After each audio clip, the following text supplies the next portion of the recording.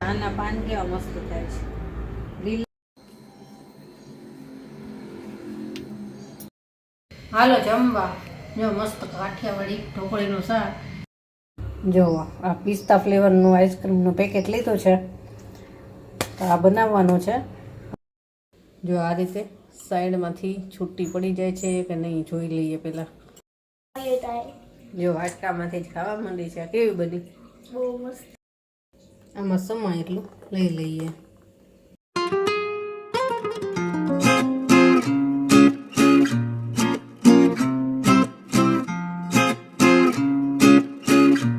Good morning, જય શ્રી કૃષ્ણ. કેમ છો બધા? મજામાં? મજામાં જશો? કેવી મજામાં ને? મજામાં. તમે બધા કેમ છો? આજ તો થોડીક મોડી વિડીયોની શરૂઆત કરી છે. આજ સાડી પહેરી એટલે મેં તો આરામથી નિરાતે કીધું વિડીયોની શરૂઆત કરીશ. અત્યારે કરી અને હવે ખાલી રસોઈ જ બાકી છે. આજે છે ને આ બધું કામ પતાવ્યું. પહેલાં ક્યારા સાફ કરવાનું, એમાં પાણી નાખવાનું, એવું બધું કામ હતું એ પતાવ્યું. થોડાક ઝાડવા કટિંગ કરવા તે કર્યા એટલે મોડું થયું. બસ હવે રસોઈ કરવી છે. અને રસોઈમાં તો જોઉં છું હોન કેવીન બે આજે કહે છે કે આજે કાંઈ શાકભાજી ખાવાની ઈચ્છા નથી, ઢોકળીનું શાક ખાવું છે એવું ઈચ્છા છે. તો ઢોકળીનું શાક બનાવવું છે મસ્ત કાઠિયાવાડી ઢોકળીનું શાક, રોટલીનું સલાડ. અને જો ક્યારામાં નળી મૂકી દીધી છે આજે.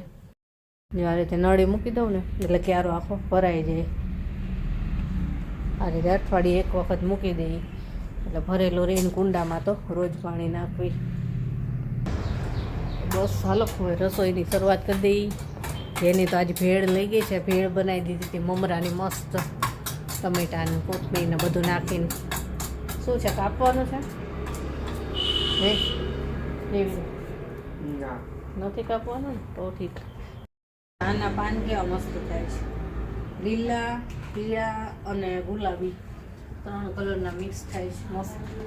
હજી મોટું થાય ને સરસ થશે. જો આ ગુલાબી છે, 3 કલરના પાન થાય, મસ્ત થઈ ગયું છે.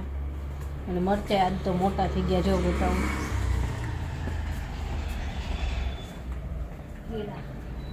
કેળા તો ઢાંકવા પડે.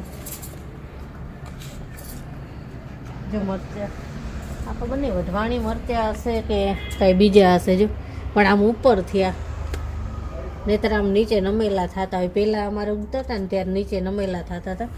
પણ આ તો ખબર નહીં કઈ રીતના છે, ઉપરની સાઈડ થયા. કીડા થાકી દો. થોડાક મોટા થાય ને પછી વેફર બનાવશું, મસ્ત ફ્રૂટ સલાડ ને બધું બનાવશું.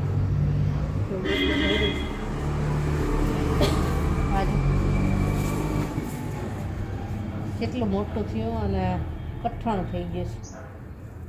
આમાં જાળી પડી ગઈ હોય ને હવે એટલે પછી આમાંથી આપણે કાથો બનાવશું મસ્ત. પેલા બનાવેલું જે આ ફૂલ મસ્ત આવ્યું છે. આજે કીડીઓ થઈ જાય પણ એ ફૂલમાં. આમાં આજે આખું ભરાઈ ગયું છે બ્લુ ફૂલનું. હાલ રસોઈ કરી લઈએ હવે. ઢોકળીનું શાક, રોટલી, સલાડ, છાશ.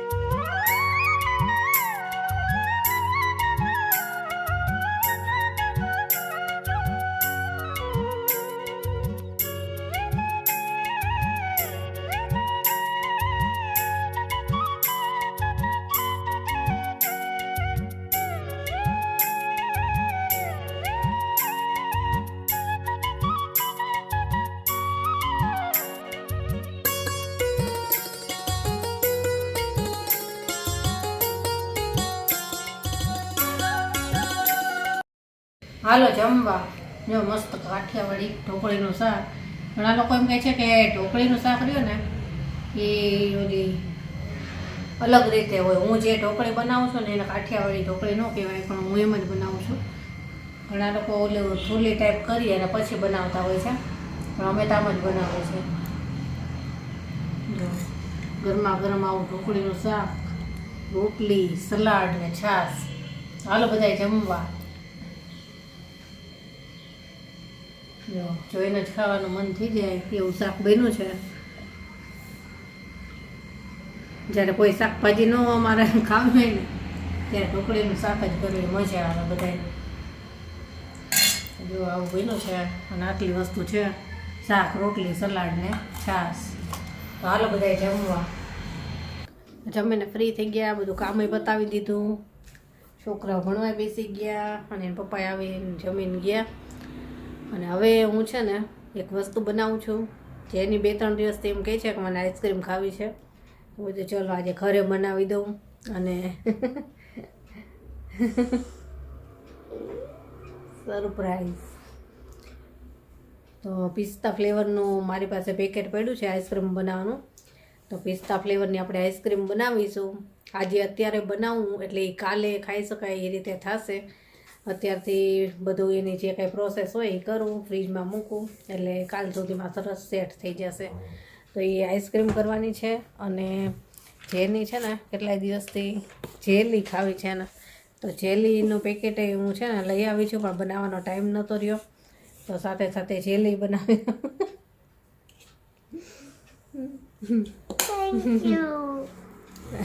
તો આઈસ્ક્રીમ ને જેલી આજે એની ફરમાઈશ પૂરી કરવું એનું છે ને કાંઈ નક્કી નથી. ઘડીકમાં કાંઈક મન થઈ જાય છે. કાલે એમ કહેતી હતી આઈસ્ક્રીમ ખાવાનું મન થયું, આઈસ્ક્રીમ ખાવાનું મન થયું, અને આજે મેં બધું એનું નક્કી કરીને રાખ્યો ને એટલે હવે આજે શું કંઈ ખબર છે, પાણીપુરી ખાવાનું મન થયું છે. આનું કાંઈ નક્કી નથી. એટલે અત્યારે તો આઈસ્ક્રીમ બનાવું છું. આઈસ્ક્રીમની જે કાંઈ પ્રોસેસ થતી હોય એ કરી નાખું અને પછી થોડીક વાર આરામ કરીશું. હાલો બનાવવા લાગવી. અને ગઈ વખતે મેં છે ને કયા ફ્લેવર, કેસર ફ્લેવરની કરી હતી, તો છે ને એ સેટ નહોતી થઈ.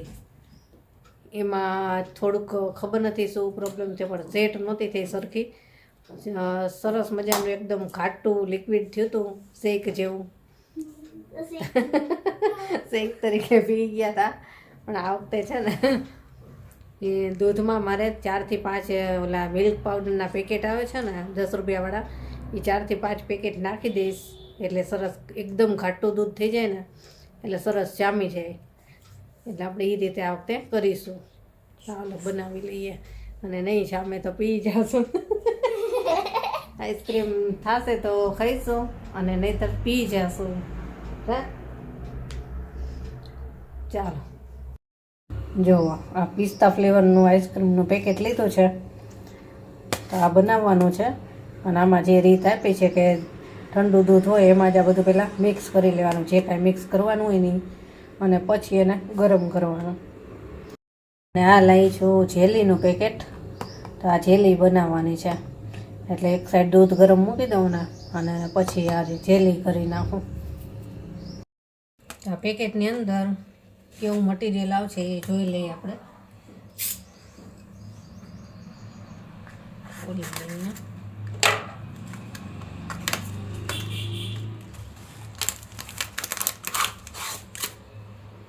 એક પેકેટ છે. જો આ રીતનો ગ્રીન કલર છે, ખાંડ દેખાય છે અંદર, અને બીજું કંઈક છે હશે કંઈક. હા છે ને 500 ml દૂધ લીધું છે. અને દૂધનું એક કોથળી છે ને ફ્રીઝરમાં રહી ગઈ હતી, તો એ જામી ગયું, પણ આમાં હમણાં ગરમ જ કરવાનું છે એટલે સરસ રીતે મિક્સ થઈ જશે. અને આ 10 રૂપિયાવાળા જે મિલ્ક પાવડરના પેકેટ આવે ને એવા 4-5 મારી પાસે પડ્યા છે, તો એ પણ આપણે એડ કરી દઈએ.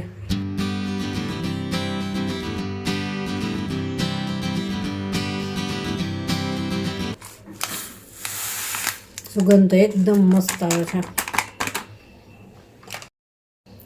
ચલાન છે ને આપણે સરસ મિક્સ કરી લઈએ. બધું મિક્સ થઈ જાય ને પછી જ આપણે ગેસ ઉપર મૂકવાનું છે.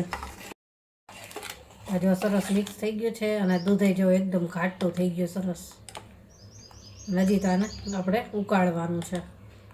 એટલે વધારે ઘાટું થઈ જશે. બસ હવે આને આપણે ગેસ ઉપર રાખી દઈએ. હવે ગેસ ઉપર રાખી દીધું છે અને આ રીતે હલાવતા રહીશું. જો હલાવીએ નહીં તો નીચે ખાંડનો ભાગ હોય એ બળી અને ચોંટી જાય. એટલે હલાવતું રહેવાનું જ્યાં સુધી બધું મિક્સ ન થઈ જાય ને ત્યાં સુધી. જો હવે ગરમ થવા લાગ્યું છે અને મિક્સય સરસ થઈ ગયું છે અને ખાંડે ઓગળી ગઈ છે. આને ધીમા તાપે આપણે થોડીક વાર માટે ઉકળવા દેવાનું છે. થોડું ઘટ થઈ જાય ને ત્યાં સુધી. તો આપણે એટલી વારમાં જેલી બનાવવાની તૈયારી કરવી. તો આ જેલી બનાવવાની છે આપણે. જો આ રાસબેરી ફ્લેવરની છે અને આનું પેકેટ ખોલ્યું છે અને આમાં 2 ટાઈપના પેકેટ આવેલા છે. એક આ છે અને એક આ છે. આ 2 ટાઈપના પેકેટ છે. તો આ 2 પેકેટને છે ને પહેલાં એક બાઉલની અંદર આપણે મિક્સ કરવાના છે. જો આ રીતનું છે અંદર.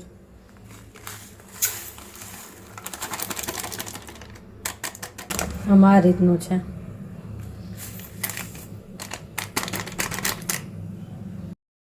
અને છે ને સરસ રીતે મિક્સ કરી લેવાનું છે.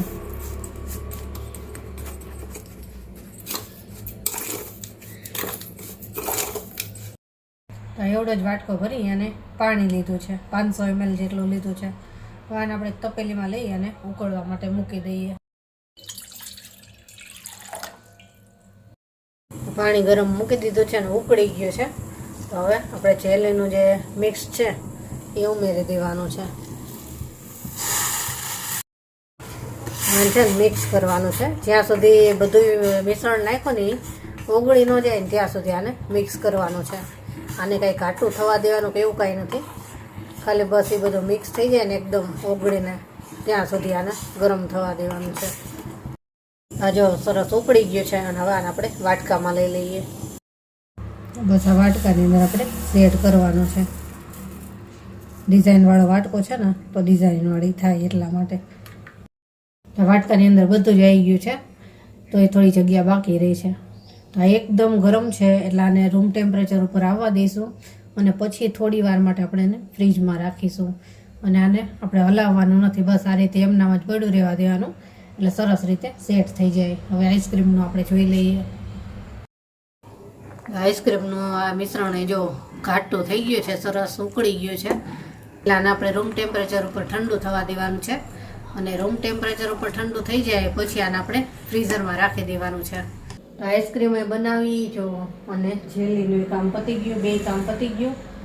હવે ઠંડુ થાય પછી જ આગળની પ્રોસેસ કરવાની છે. એકાદી કલાક તો થશે ઠંડુ થતાં. તો ત્યાં સુધીમાં મારું થોડુંક બીજું કામ કરવું અને પછી થોડોક આરામ કરવું. પછી બાજુ બંધ કરી દઉં નહીં તો બિલાડી પાછી આવી જાય તો બગાડીને વહી જશે. તો આ બાજુની બંધ કરી દઉં. આ તો બંધ જ કરી દીધી તરત જ. તો સાંજ થઈ ગઈ છે અને જો જેલી તો મસ્ત સેટ થઈ ગઈ. 10 મિનિટ ફ્રીજમાં રાખી. સેટ તો થઈ જ ગઈ હતી પણ તોય 10 મિનિટ ફ્રીજમાં રાખી. અને ઓલું જે આઈસ્ક્રીમનું મિક્સ હતું એને આપણે ફ્રીજમાં રાખી દીધું ઠંડુ થવા. થોડું ઠંડુ થશે ને એટલે આપણે આગળની પ્રોસેસ કરીશું. આ જેલીને આપણે કાઢી લઈએ. આવી રીતે આખી જ કાઢીશું. જો સીધા ટુકડા કરવા હોય તો છરીથી પહેલાં ટુકડા કરી અને પછી કાઢી એટલે નીકળી જાય. પણ આપણે આખી કાઢી તો છૂટી તો થઈ જશે. આપણે પ્લેટમાં સીધી ઊંધી વાળી જોઈએ નીકળે છે કે નહીં, નહીં તો કરશું કાંઈક. જો નીકળી તો ગઈ પણ છરી ફેરવીને એટલે શેપ આપણો બગડી ગયો. થઈ સરસ જો સરસ જામી ગઈ છે. છરી ફેરવીને એટલે શેપ બગડી ગયો. જો વાટકામાંથી જ ખાવા માંડી છે. કેવી બની? બહુ મસ્ત. મસ્ત છે ને ટેસ્ટમાં? એટલે મસ્ત છે. તો પહેલી વખત જેલી બનાવી એટલે આવું થયું. બની તો ગઈ પણ શેપ જોતો હતો ને એ નો થયો. મારે ડિઝાઇનવાળો જોતો હતો. સરસ જામી ગઈ પણ શેપ નો આવ્યો. બેટર લક નેક્સ્ટ ટાઈમ. હવે ખબર પડી કે ના કંઈક લગાવેલું હોય ને ઘી કે બટર કે એવું તો તરત નીકળી જાય. આ તો કાંઈ આઈડિયા નહોતો આપણે પહેલી વાર બનાવી એટલે હવે આપણને ખબર પડશે. કેવી બની? મજા આવી? બહુ મસ્ત. આમાંથી ખાવ નહીં આવી ગયો છે એટલે ચા ખાલ.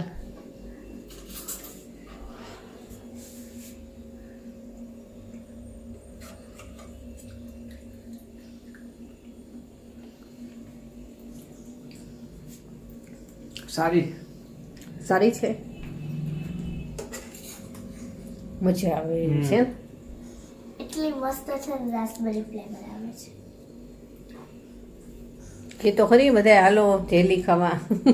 ચાલો જેલી ખાવા. આઈસ્ક્રીમનું મિશ્રણ આપણે ફ્રીઝરમાં મૂક્યું ને, એને 1-1.5 કલાક જેવું થયું છે. એકદમ જામ્યું તો નથી, પણ એકદમ ઠંડુ થઈ ગયું છે. તો આપણે એને છે ને આગળની પ્રોસેસ કરવાની છે કે એને મિક્સરમાં છે ને ચર્ન કરવાનું છે. તો એ કરી લઈએ અને પછી એક ટાઈપ ડબ્બામાં ભરવાનું છે. જો આ રીતનું થયું છે, જામવાની તૈયારી છે.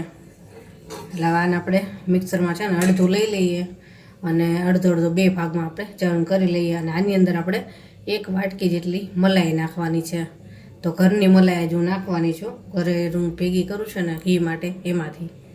તો હાલો આમાંથી અડધું લઈ લઉં અને મલાઈ 2-3 ચમચી મિક્સ કરતી જઈશ.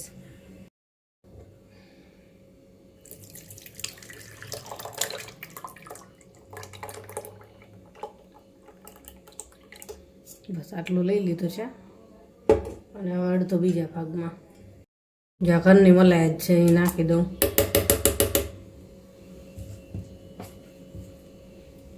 બે ત્રણ ચમચી મિક્સ કરતા જઈશું. આને આપણે ચર્ન કરી લઈએ.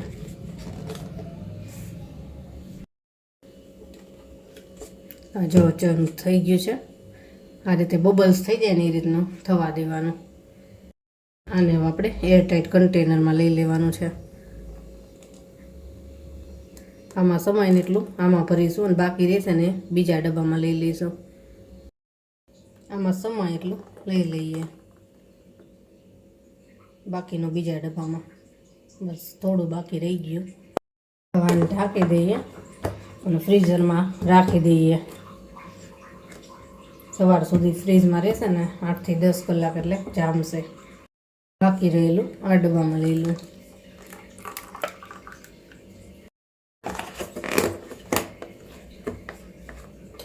આને ફ્રીજમાં રાખી દઈએ.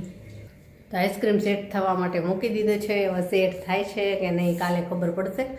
ગઈ વખતે તો એવું થયું તો નહોતો થતો જ, પછી પી ગયા હતા. ઘણા લોકો કહેતા હતા એમાં કંઈક પાવડર નાખવાનો આવે, કંઈક GMS ને એવું કંઈક કહેતા હતા. પણ હું ક્યારેય છે ને આઈસ્ક્રીમ નથી બનાવતી. આ તો પેકેટ લાવી હોય તો એમને બનાવી નાખું. સીતાફળનો આઈસ્ક્રીમ બનાવ્યો તો એક વખત, ચીકુનો બનાવ્યો તો, પણ એમાં કોઈ વસ્તુ નહોતી નાખી ને તો એ જામતા હતા. પણ આ પેકેટનો બનાવું છું ને તો નથી થતો. એમનામ દૂધથી બનાવીએ ને ઘરે તો થાય છે, પણ આ પેકેટથી નથી થતું. હવે આ વખતે ખબર નથી, મિલ્ક પાવડર નાખ્યો છે, મલાઈ નાખી છે, તો હવે સવારે ખબર કેમ રહી છે. હાલો જમી લીધું છે અને હવે આજનો વિડીયો તો આપણે અહીંયા જ પૂરો કરશું. કાલે મળીશું. Bye, good night.